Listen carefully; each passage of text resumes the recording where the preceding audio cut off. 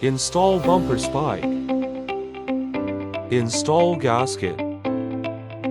Slide guide bar on bar bolts until guide bar stops against clutch drum sprocket. Place chain over and behind clutch drum, fitting the drive links in the clutch drum sprocket. Fit bottom of drive links between the teeth in the sprocket in the nose of the guide bar. Fit chain drive links into bar groove.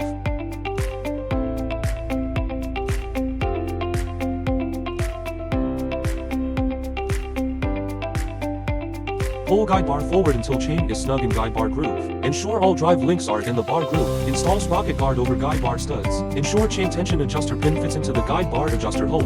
Brake band is positioned around clutch drum. If it doesn't fit, you may need to adjust the position of pin by rotating the tension screw. Tighten sprocket guard nuts finger tight. Turn saw over and check brake band for correct position on clutch drum. If brake band is not in place around drum, remove sprocket guard and reinstall. Tighten sprocket guard nuts finger tight. Hold the bar nose up and turn the adjuster screw clockwise until chain contacts underside of the bar. While lifting tip of guide bar, tighten bar nuts securely with the bar tool.